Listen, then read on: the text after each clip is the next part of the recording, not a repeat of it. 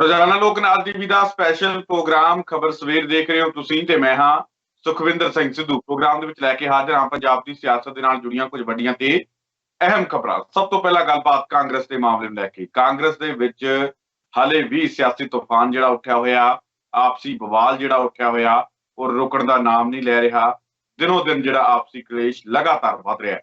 ਕੱਲ ਨਵਜੋਤ ਸਿੰਘ ਸਿੱਧੂ ਤੇ ਹਰੀਸ਼ ਰਾਵਤ ਦੇ ਵੱਲੋਂ ਕੈਪਟਨ ਅਮਰਿੰਦਰ ਸਿੰਘ ਦੇ ਉੱਪਰ ਕੁਝ ਤੰਜ ਕੱਸੇ ਗਏ ਤਾਂ ਹੁਣ ਕੈਪਟਨ ਅਮਰਿੰਦਰ ਸਿੰਘ ਵੀ ਅੱਗੋਂ ਹਮਲਾਵਰ ਹੁੰਦੇ ਨਜ਼ਰ ਆ ਰਹੇ ਨੇ। ਕੈਪਟਨ ਅਮਰਿੰਦਰ ਸਿੰਘ ਨੇ ਨਵਜੋਤ ਸਿੰਘ ਸਿੱਧੂ ਨੂੰ ਅਤੇ ਹਰੀਸ਼ ਰਾਵਤ ਨੂੰ ਕਰਾਰੇ ਜਵਾਬ ਦਿੱਤੇ ਨੇ। ਕੀ ਕੁਝ ਕਹਿੰਦੇ ਨੇ ਕੈਪਟਨ ਅਮਰਿੰਦਰ ਸਿੰਘ ਹਰੀਸ਼ ਰਾਵਤ ਨੂੰ ਅਤੇ ਨਵਜੋਤ ਸਿੰਘ ਸਿੱਧੂ ਨੂੰ, ਇਹ ਵੀ ਦੱਸਾਂਗੇ ਤੇ ਵਿਸਤਾਰਪੂਰਵਕ ਚਰਚਾ ਕਰਾਂਗੇ ਕਿ ਨਵਜੋਤ, ਹਰੀਸ਼ ਰਾਵਤ ਤੇ ਕੈਪਟਨ ਅਮਰਿੰਦਰ ਸਿੰਘ ਦੇ ਵਿੱਚੋਂ ਸਹੀ ਕੌਣ ਹੈ, ਕੌਣ ਸਹੀ ਗੱਲ ਕਰ ਰਿਹਾ ਤੇ ਕੌਣ ਅੱਜ ਆਪਣੀਆਂ ਗੱਲਾਂ ਤੋਂ ਮੁੱਕ ਰਿਹਾ। ਇਹਨਾਂ ਪੂਰੀਆਂ ਖਬਰਾਂ ਤੇ ਇਹਨਾਂ ਪੂਰੀਆਂ ਗੱਲਾਂ ਤੇ ਵਿਸਤਾਰਪੂਰਵਕ ਚਰਚਾ ਕਰਾਂਗੇ। ਤਾਂ ਉਧਰ ਗੱਲਬਾਤ ਕਰਾਂਗੇ ਕਿ ਅਕਾਲੀ ਦਲ ਨੂੰ ਬੇਅਦਬੀ ਦੇ ਮਾਮਲਿਆਂ ਦੇ ਉੱਪਰ ਤੇ ਕਿਸਾਨੀ ਸੰਘਰਸ਼ ਨੂੰ ਲੈ ਕੇ ਮੁਸੀਬਤ ਘੇਰ ਰਹੀ ਹੈ।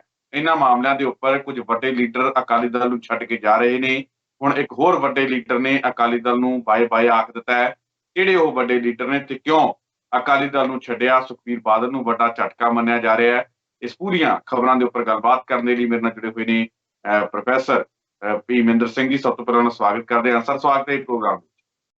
ਬਹੁਤ ਬਹੁਤ ਸ਼ੁਕਰੀਆ, ਮਿਹਰਬਾਨੀ, ਧੰਨਵਾਦ ਸੁਖਵਿੰਦਰ ਜੀ। ਸਰ, ਸਭ ਤੋਂ ਪਹਿਲਾਂ ਤਾਂ ਆਪਾਂ ਜਿਹੜਾ ਗੱਲਬਾਤ ਕਾਂਗਰਸ ਨੂੰ ਲੈ ਕੇ ਹੀ ਕਰਾਂਗੇ।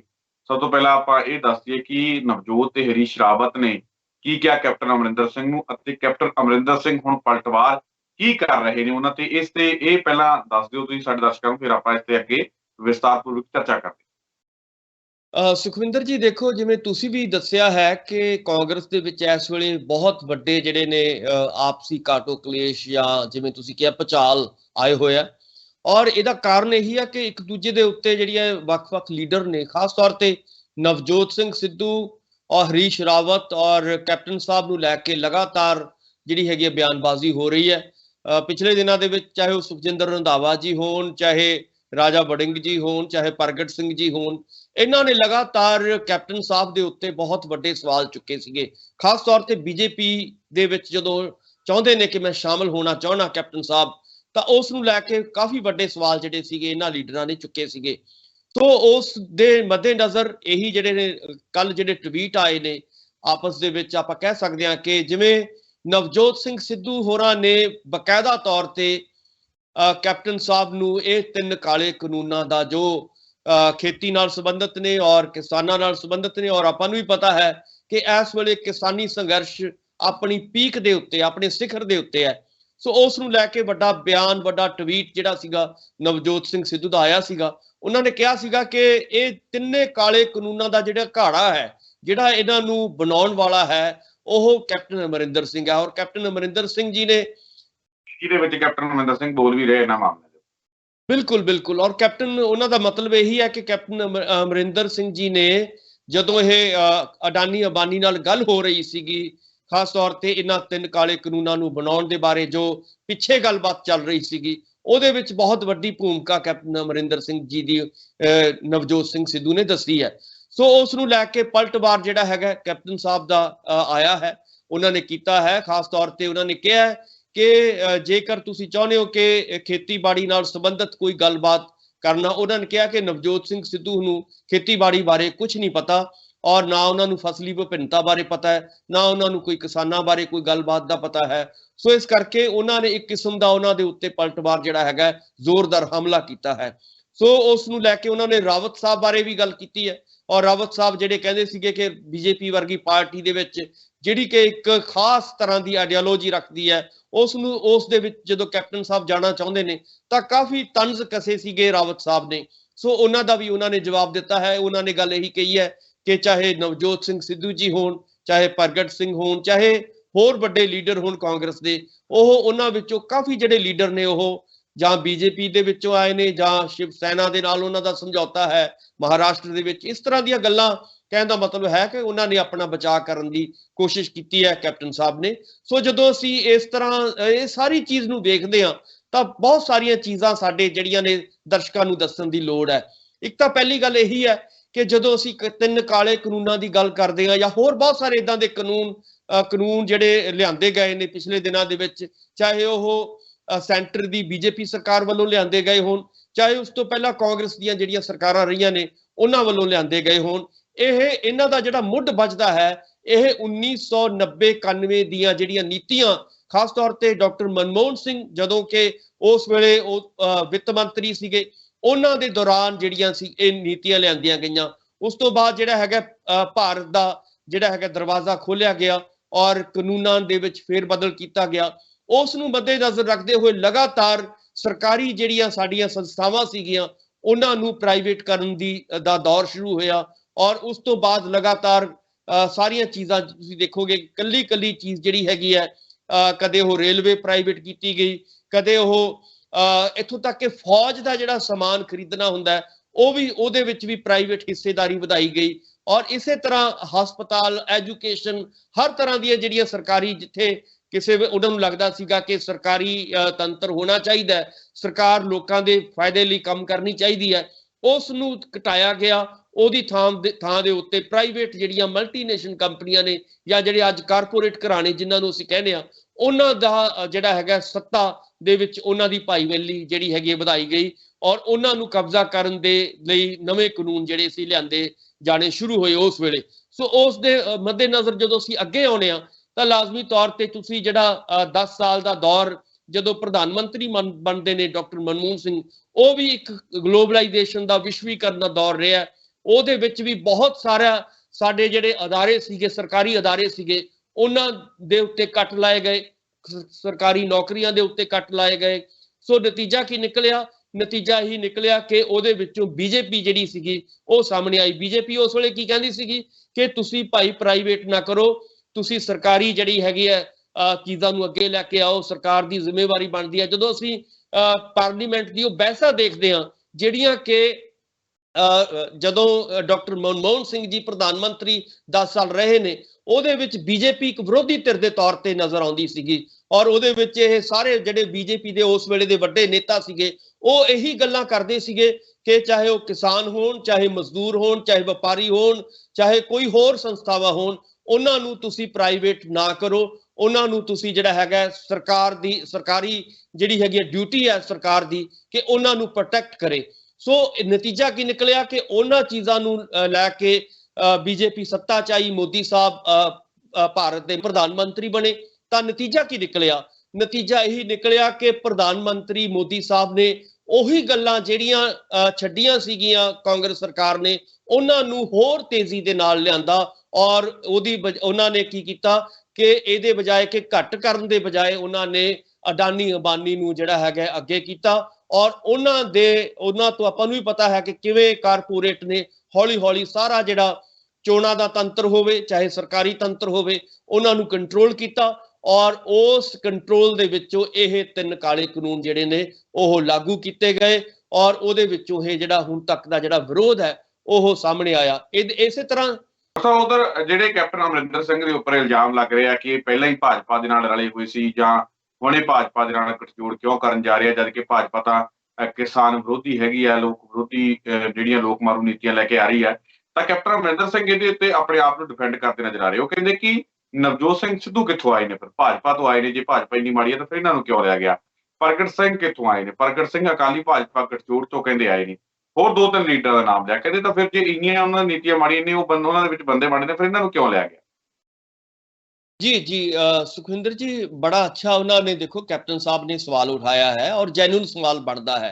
ਹੁਣ ਸਵਾਲ ਪੈਦਾ ਹੁੰਦਾ ਹੈ ਕਿ ਜਦੋਂ ਅਸੀਂ ਨਵਜੋਤ ਸਿੰਘ ਸਿੱਧੂ ਬਾਰੇ ਗੱਲ ਕਰਦੇ ਹਾਂ ਤਾਂ ਨਵਜੋਤ ਸਿੰਘ ਸਿੱਧੂ ਦਾ ਜਦੋਂ ਅਸੀਂ ਇਤਿਹਾਸ ਵੱਲ ਦੇਖਦੇ ਹਾਂ ਤਾਂ ਉਹਨਾਂ ਨੂੰ ਪਤਾ ਲੱਗਦਾ ਹੈ ਕਿ ਉਹਨਾਂ ਦੇ ਬਾਰੇ ਕਿ ਜੇਕਰ ਉਹਨਾਂ ਨੇ ਭਾਜਪਾ ਛੱਡੀ ਤਾਂ ਕਿਉਂ ਛੱਡੀ ਸੀਗੀ। ਉਹਨਾਂ ਨੇ ਕੋਈ ਇਸ ਲਈ ਨਹੀਂ ਛੱਡੀ ਕਿ ਮੈਨੂੰ ਕੋਈ ਕੁਰਸੀ ਦਿੱਤੀ ਜਾਏ, ਮੈਂ ਕੋਈ ਜਿਵੇਂ ਹੁਣ ਅੱਜ ਕੈਪਟਨ ਸਾਹਿਬ ਕਹਿ ਰਹੇ ਨੇ ਕਿ ਮੈਨੂੰ ਤੁਸੀਂ ਪੰਜਾਬ ਦਾ ਚਿਹਰਾ ਬਣਾਓ ਔਰ ਤੁਸੀਂ ਇਹ ਜਿਹੜੇ 3 ਕਾਲੇ ਕਾਨੂੰਨ ਨੇ ਇਹਨਾਂ ਨੂੰ ਮੈਂ ਰੱਦ ਕਰਾ ਕੇ ਭਾਜਪਾ ਦੇ ਵਿੱਚ ਸ਼ਾਮਲ ਹੋਊਂਗਾ, ਭਾਜਪਾ ਨੂੰ ਨਾਲ ਜੋੜਾਂਗਾ। ਉਹਨਾਂ ਨੇ ਨਵਜੋਤ ਸਿੰਘ ਸਿੱਧੂ ਨੇ ਇਸ ਲਈ ਪਾਰਟੀ ਛੱਡੀ ਸੀਗੀ ਜਦੋਂ ਉਹਨਾਂ ਨੂੰ ਕਿਹਾ ਗਿਆ ਕਿ ਉਹ ਪੰਜਾਬ ਦੇ ਵਿੱਚ ਕੰਮ ਕਰਨਾ ਚਾਹੁੰਦੇ ਨੇ, ਪੰਜਾਬ ਦੇ ਲਈ ਕੰਮ ਕਰਨਾ ਚਾਹੁੰਦੇ ਨੇ, ਪੰਜਾਬ ਨੂੰ ਖੁਸ਼ਹਾਲ ਬਣਾਉਣਾ ਚਾਹੁੰਦੇ ਨੇ। ਤਾਂ ਉਹਨਾਂ ਨੂੰ ਕਿਹਾ ਗਿਆ ਕਿ ਤੁਸੀਂ ਪੰਜਾਬ ਛੱਡ ਦਿਓ, ਤੁਸੀਂ ਪੰਜਾਬ ਤੋਂ ਬਾਹਰਲੀ ਜਿਹੜੀ ਹੈਗੀ ਵੱਖ-ਵੱਖ ਸਟੇਟਾਂ ਨੇ ਜਾਂ ਤੁਸੀਂ ਰਾਜ ਸਭਾ 'ਚ ਚਲੇ ਜਾਓ। ਯਾਨੀ ਕਿ ਉਹਨਾਂ ਨੂੰ ਉਹਨਾਂ ਦੇ ਸੁਪਨਿਆਂ ਨੂੰ ਖਤਮ ਕਰਨ ਦੀ ਕੋਸ਼ਿਸ਼ ਕੀਤੀ ਗਈ, ਨਵਜੋਤ ਸਿੰਘ ਸਿੱਧੂ ਦੇ ਸੁਪਨਿਆਂ ਨੂੰ ਭਾਜਪਾ ਦੇ ਰਾਹੀਂ। ਸੋ ਉੱਥੋਂ ਆਪਾਂ ਨੂੰ ਵੀ ਪਤਾ ਹੈ ਕਿ ਨਵਜੋਤ ਸਿੰਘ ਸਿੱਧੂ ਨੇ ਇਹ ਇੱਕ ਤਹਈਆ ਕੀਤਾ ਕਿ ਮੈਂ ਜੇਕਰ ਇਹ ਬੀਜੇਪੀ ਵਾਲੇ ਚਾਹੁੰਦੇ ਨੇ ਕਿ ਮੈਂ ਪੰਜਾਬ ਛੱਡਾਂ ਤਾਂ ਮੈਂ ਬੀਜੇਪੀ ਨੂੰ ਛੱਡ ਦਾਂਗਾ। ਇਹੀ ਗੱਲ ਤੁਸੀਂ ਦੇਖੋਗੇ ਪ੍ਰਗਟ ਸਿੰਘ ਨਾਲ ਹੋਈ ਹੈ। ਪ੍ਰਗਟ ਸਿੰਘ ਨੂੰ ਵੀ ਜਿਵੇਂ ਆਪਾਂ ਨੂੰ ਪਤਾ ਹੈ ਕਿ ਉਹਨਾਂ ਦਾ ਕੱਦ ਹੈ, ਔਰ ਅਕਾਲੀ ਦਲ ਬੀਜੇਪੀ ਦੀ ਜਿਹੜੀ ਉਸ ਵੇਲੇ ਸਰਕਾਰ ਸੀ ਪੰਜਾਬ ਦੀ, ਉਹਨਾਂ ਨੇ ਉਹਨਾਂ ਨੂੰ ਖੁੱਡੇ ਲੈਣ ਲਾ ਕੇ ਰੱਖਿਆ, ਔਰ ਉਹਨਾਂ ਦਾ ਆਪਾਂ ਨੂੰ ਪਤਾ ਹੈ ਕਿ ਉਹਨਾਂ ਦੇ ਕੋਲ ਕੈਪੇਬਿਲਿਟੀ ਸੀਗੀ, ਉਹਨਾਂ ਦੀ ਸਮਰੱਥਾ ਸੀਗੀ, ਉਹਦੇ ਮੁਤਾਬਕ ਉਹਨਾਂ ਤੋਂ ਕੰਮ ਨਹੀਂ ਲਿਆ ਗਿਆ ਉਸ ਵੇਲੇ।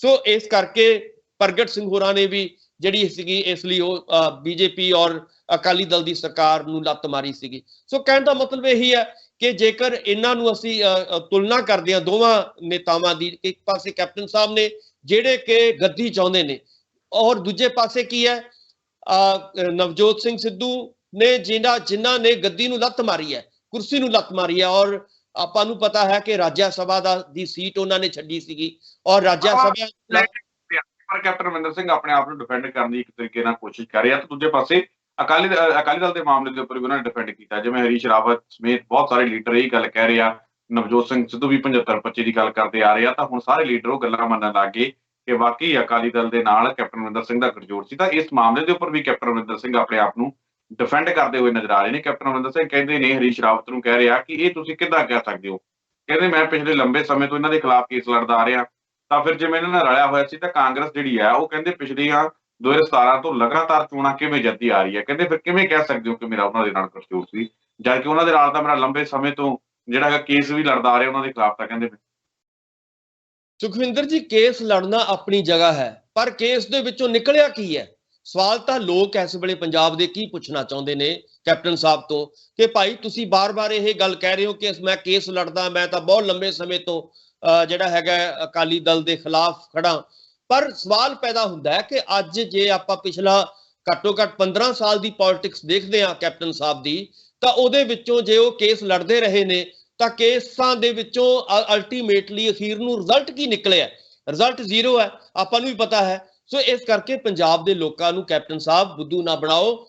ਸਾਰੇ ਪੰਜਾਬ ਦੇ ਲੋਕ ਜਿਹੜੇ ਨੇ ਜਾਣ ਚੁੱਕੇ ਨੇ, ਔਰ ਜਿਹੜੀਆਂ ਗੱਲਾਂ ਇਸ ਵੇਲੇ ਕਾਂਗਰਸ ਵਾਲੇ ਕਹਿ ਰਹੇ ਨੇ ਕਿ 75-25 ਦਾ, ਔਰ ਨਵਜੋਤ ਸਿੰਘ ਜੀ ਇਹ ਬਾਰ-ਬਾਰ ਗੱਲ ਕਰਦੇ ਆ ਰਹੇ ਨੇ ਕਿ 75-25 ਦਾ ਖੇਲ ਹੋਇਆ ਹੈ, ਔਰ ਇਹ ਬਿਲਕੁਲ ਸੱਚਾਈ ਹੈ ਇਹਦੇ ਵਿੱਚ ਕਿ ਇਹਨਾਂ ਦੀ ਆਪਸੀ ਜਿਹੜੀ ਸਾਂਝ ਹੈਗੀ ਹੈ। ਇਸ ਬਾਰੇ ਪੰਜਾਬ ਜਿਹੜਾ ਮੈਨੂੰ ਲੱਗਦਾ ਕਿ ਸਾਰਾ ਪੰਜਾਬ ਜਾਣਦਾ ਹੈ ਕਿ ਕੈਪਟਨ ਸਾਹਿਬ ਨੇ ਬੇਸ਼ੱਕ ਉਹ ਗੱਲ ਜ਼ਰੂਰ ਕਰਦੇ ਨੇ ਕਿ ਮੈਂ ਤਾਂ ਜੀ ਕੇਸ ਕੱਟੇ ਹੋਏ ਆ, ਮੈਂ ਤਾਂ ਜੀ ਬਹੁਤ ਕੁਝ ਕੀਤਾ ਹੋਇਆ। ਇਸੇ ਤਰ੍ਹਾਂ ਕਿਸੇ ਵੇਲੇ ਅਕਾਲੀ ਦਲ ਵੀ ਕਹਿੰਦਾ ਰਿਹਾ ਕਿ ਦੇਖੋ ਜੀ ਅਸੀਂ ਵੀ ਕੈਪਟਨ ਸਾਹਿਬ ਦੇ ਉੱਤੇ ਕੇਸ ਕੀਤੇ ਸੀਗੇ, ਔਰ ਉਹ ਕੈਪਟਨ ਸਾਹਿਬ ਉਹਨਾਂ ਕੇਸਾਂ ਚੋਂ ਬਰੀ ਹੋਏ ਨੇ, ਆਪਾਂ ਨੂੰ ਵੀ ਪਤਾ ਹੈ।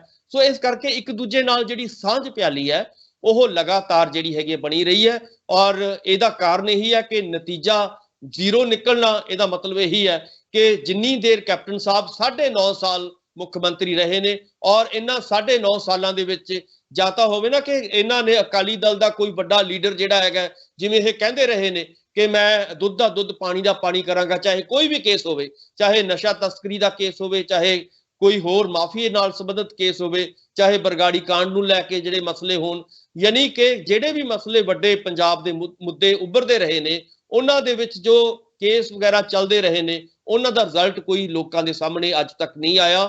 ਸਗੋਂ ਇੱਕ ਦੂਜੇ ਨੂੰ ਫਾਇਦਾ ਪਹੁੰਚਾਉਣ ਦੀਆਂ ਜਿਹੜੀਆਂ ਕੋਸ਼ਿਸ਼ਾਂ ਨੇ ਉਹ ਨਜ਼ਰ ਆਉਂਦੀਆਂ ਰਹੀਆਂ ਨੇ ਹੁਣ ਤੱਕ। ਸੋ ਇਸ ਕਰਕੇ ਲੋਕ ਇਸ ਵੇਲੇ ਠੀਕ ਸਵਾਲ ਪੁੱਛ ਰਹੇ ਨੇ। ਸੋ ਇਸ ਕਰਕੇ ਲੋਕਾਂ ਨੂੰ, ਪੰਜਾਬ ਦੇ ਲੋਕ ਇਸ ਵੇਲੇ ਬਹੁਤ ਸਿਆਣੇ ਹੋ ਚੁੱਕੇ ਨੇ। ਆਪਾਂ ਪਹਿਲਾਂ ਵੀ ਕਿਹਾ ਸੀਗਾ ਕਿ ਲੋਕਾਂ ਨੂੰ ਇਸ ਤਰ੍ਹਾਂ ਬੁੱਧੂ ਬਣਾ ਕੇ ਜਿਹੜਾ ਹੈਗਾ ਜੇਕਰ ਕੈਪਟਨ ਸਾਹਿਬ ਨੂੰ ਲੱਗਦਾ ਹੈ ਕਿ ਮੈਂ ਅਗਲੀਆਂ ਚੋਣਾਂ ਜਿਹੜੀਆਂ ਨੇ 22 ਦੀਆਂ ਚੋਣਾਂ ਲੜਾਂਗਾ ਔਰ ਉਹਨਾਂ ਦੇ ਵਿੱਚ ਸੱਤਾ ਹਾਸਲ ਕਰ ਲਾਂਗਾ ਬੀਜੇਪੀ ਨਾਲ ਰਲ ਕੇ, ਇਦਾਂ ਦੀ ਕੋਈ ਸੰਭਾਵਨਾਵਾਂ ਨਜ਼ਰ ਨਹੀਂ ਆ ਰਹੀਆਂ ਸੁਖਿੰਦਰ ਜੀ। ਬਿਲਕੁਲ। ਅਗਲੀ ਖਬਰ ਦੀ ਗੱਲਬਾਤ ਕਰੀਏ। ਅਕਾਲੀ ਦਲ ਨੂੰ ਵੀ ਵੱਡਾ ਝਟਕਾ ਲੱਗਿਆ। ਅਕਾਲੀ ਦਲ ਦੇ ਜਿਹੜੇ ਸੀਨੀਅਰ ਲੀਡਰ ਸਤਵੀਰ ਸਿੰਘ ਖੱਟੜਾ, ਸੁਖਬੀਰ ਸਿੰਘ ਬਾਦਲ ਤੇ ਮਜੀਠੀਆ ਦੇ ਖਾਸਮ ਖਾਸ ਮੰਨੇ ਜਾਂਦੇ ਸੀਗੇ, ਪਟਿਆਲਾ ਤੋਂ ਚੋਣ ਲੜਦੇ ਸੀਗੇ, ਤਾਂ ਉਹਨਾਂ ਦੇ ਵੱਲੋਂ ਹੁਣ ਅਕਾਲੀ ਦਲ ਛੱਡਣ ਦਾ ਐਲਾਨ ਕਰ ਦਿੱਤਾ ਗਿਆ। ਉਹਨਾਂ ਦੇ ਵੱਲੋਂ ਇਹ ਗੱਲ ਕਹੀ ਗਈ ਹੈ ਕਿ ਸਾਡੀ ਪਾਰਟੀ ਦੇ ਉੱਪਰ ਬੇਅਦਬੀ ਮਾਮਲਿਆਂ ਨੂੰ ਲੈ ਕੇ ਤੇ ਕਿਸਾਨੀ ਸੰਘਰਸ਼ ਨੂੰ ਲੈ ਕੇ ਕੁਝ ਜਿਹੜੇ ਵੱਡੇ ਇਲਜ਼ਾਮ ਕਹਿੰਦੇ ਲੱਗਦੇ ਆ ਰਹੇ ਆ, ਜਿਹਦੇ ਕਰਕੇ ਮੈਂ ਪਾਰਟੀ ਛੱਡਣ ਦਾ ਐਲਾਨ ਕਰ ਰਿਹਾ। ਕਿਵੇਂ ਦੇਖਦੇ ਹੋ ਕਿ ਕਾਂਗਰਸ ਦੇ ਸਾਬਕਾ ਮੁੱਖ ਮੰਤਰੀ ਦੇ ਸ਼ਹਿਰ ਦੇ ਵਿੱਚੋਂ, ਜਿੱਥੋਂ ਅਕਾਲੀ ਦਲ ਨੇ ਟੱਕਰ ਦੇਣੀ ਹੈ, ਉਹਨਾਂ ਦੇ ਵੱਡੇ ਲੀਡਰਾਂ ਨੂੰ, ਚਾਹੇ ਉਹ ਨਵਜੋਤ ਸਿੰਘ ਸਿੱਧੂ ਹੋਣ, ਚਾਹੇ ਉਹ ਕੈਪਟਨ ਅਮਰਿੰਦਰ ਸਿੰਘ ਹੁੰਦੇ ਸੀਗੇ, ਚਾਹੇ ਉਹ ਕਾਂਗਰਸ ਛੱਡਣ ਦਾ ਐਲਾਨ ਕਰ ਚੁੱਕੇ ਨੇ, ਪਰ ਫਿਰ ਵੀ ਪਟਿਆਲਾ ਜਿਹੜੀ ਸਿਆਸਤ ਕਾਂਗਰਸ ਦੀ ਸਿਆਸਤ ਦਾ ਧੁਰਾ ਮੰਨਿਆ ਜਾ ਰਿਹਾ, ਚਾਹੇ ਉਹ ਪਹਿਲਾਂ ਕੈਪਟਨ ਅਮਰਿੰਦਰ ਸਿੰਘ ਨੂੰ ਲੈ ਕੇ ਹੋਵੇ, ਚਾਹੇ ਉਹ ਨਵਜੋਤ ਸਿੰਘ ਸਿੱਧੂ ਨੂੰ ਲੈ ਕੇ ਹੋਵੇ। ਜਿੱਥੋਂ ਅਕਾਲੀ ਦਲ ਨੂੰ ਉੱਥੋਂ ਵੱਡੇ ਲੀਡਰ ਚਾਹੀਦੇ ਸੀ, ਪੁਰਾਣੇ ਲੀਡਰ ਚਾਹੀਦੇ ਸੀ, ਟਕਸਾਲੀ ਲੀਡਰ ਚਾਹੀਦੇ ਸੀ ਟੱਕਰ ਦੇਣ ਦੇ ਵਾਸਤੇ, ਤਾਂ ਹੁਣ ਉੱਥੋਂ ਲੀਡਰਾਂ ਨੇ ਜਿਹੜਾ ਸਾਥ ਛੱਡਣਾ ਸ਼ੁਰੂ ਕਰ ਦਿੱਤਾ। ਕਿਵੇਂ ਦੇਖ ਲਓ, ਕਿੰਨਾ ਕੁ ਵੱਡਾ ਝਟਕਾ ਸੁਖਬੀਰ ਸਿੰਘ ਬਾਦਲ ਦੇ ਵਾਸਤੇ? ਜੀ ਸੁਖਵਿੰਦਰ ਜੀ, ਦੇਖੋ ਅਕਾਲੀ ਦਲ ਨੂੰ ਸਿਰਫ ਹੁਣ ਨਹੀਂ ਝਟਕਾ ਲੱਗਿਆ, ਇਸ ਤੋਂ ਪਹਿਲਾਂ ਵੀ ਕਈ ਝਟਕੇ ਜਿਹੜੇ ਨੇ ਉਹ ਲੱਗਦੇ ਰਹੇ ਆ। ਔਰ ਇਸ ਤੋਂ ਪਹਿਲਾਂ ਵੀ ਅਕਾਲੀ ਦਲ ਦੇ ਵੱਡੇ ਲੀਡਰ ਵੱਖ-ਵੱਖ ਪਾਰਟੀਆਂ ਦੇ ਵਿੱਚ, ਚਾਹੇ ਕਾਂਗਰਸ ਹੋਵੇ, ਚਾਹੇ ਆਮ ਆਦਮੀ ਪਾਰਟੀ ਹੋਵੇ ਜਾਂ ਕੋਈ ਹੋਰ ਪਾਰਟੀ ਹੋਵੇ, ਉਹਨਾਂ ਵਿੱਚ ਸ਼ਾਮਲ ਹੁੰਦੇ ਰਹੇ ਆ। ਸੋ ਸਤਬੀਰ ਖੱਟੜਾ ਜੀ ਜਿਹੜੇ ਕਿ ਅਕਾਲੀ ਦਲ ਦੇ ਨੌਜਵਾਨ ਲੀਡਰ ਰਹੇ ਆ ਔਰ ਪਟਿਆਲਾ ਦਿਹਾਤੀ ਤੋਂ ਜਿਹੜਾ ਸੀਗਾ ਆਪਣੀ ਦਾਅਵੇਦਾਰੀ ਹਮੇਸ਼ਾ ਹੀ ਪੇਸ਼ ਕਰਦੇ ਰਹੇ ਆ ਔਰ ਕਾਫੀ ਹੋਲਡ ਵੀ ਰਿਹਾ ਉਹਨਾਂ ਦਾ ਪਟਿਆਲਾ ਦਿਹਾਤੀ ਦੇ ਵਿੱਚ। ਸੋ ਇਸ ਕਰਕੇ ਅਕਾਲੀ ਦਲ ਦੇ ਵਿੱਚ ਇਸ ਤਰ੍ਹਾਂ ਦਾ ਜਿਹੜਾ ਹੈਗਾ ਕੋਈ ਵੱਡਾ ਲੀਡਰ ਛੱਡ ਕੇ ਜਿਹੜਾ ਹੈਗਾ ਘਰੇ ਬੈਠ ਜਾਏ, ਸੋ ਉੱਥੋਂ ਲੱਗਦਾ ਹੈ ਕਿ ਅਕਾਲੀ ਦਲ ਦੀਆਂ ਜਿਹੜਾ ਭਵਿੱਖ ਹੈ ਉਹ ਕੋਈ ਬਹੁਤਾ ਚੰਗਾ ਨਜ਼ਰ ਨਹੀਂ ਆ ਰਿਹਾ। ਕਿਉਂਕਿ ਆਪਾਂ ਨੂੰ ਵੀ ਪਤਾ ਹੈ ਕਿ ਜਿਉਂ-ਜਿਉਂ ਅਕਾਲੀ ਦਲ ਹਰਕਤ ਦੇ ਵਿੱਚ ਆਉਣ ਦੀ ਕੋਸ਼ਿਸ਼ ਕਰਦਾ ਹੈ, ਲੋਕਾਂ ਦੇ ਵੱਲੋਂ ਜਾਂ ਕਿਸਾਨਾਂ ਦੇ ਵੱਲੋਂ ਬਹੁਤ ਵੱਡੇ ਜਿਹੜੇ ਵਿਰੋਧ ਉਹਨਾਂ ਦੇ ਵੇਖਣ ਨੂੰ ਮਿਲ ਰਹੇ ਆ। ਸੋ ਇਸ ਕਰਕੇ ਆਪਾਂ ਕਹਿ ਸਕਦੇ ਹਾਂ ਕਿ ਅਕਾਲੀ ਦਲ ਦਾ ਜਿਹੜਾ ਪੰਥਕ ਆਧਾਰ ਸੀਗਾ ਉਹ ਵੀ ਖੁਰਦਾ ਨਜ਼ਰ ਆਇਆ। ਇਸੇ ਤਰ੍ਹਾਂ ਜੋ ਅਕਾਲੀ ਦਲ ਦਾ ਕਿਸਾਨੀ ਆਧਾਰ ਸੀਗਾ ਉਹ ਵੀ ਖੁਰਦਾ ਨਜ਼ਰ ਆਇਆ।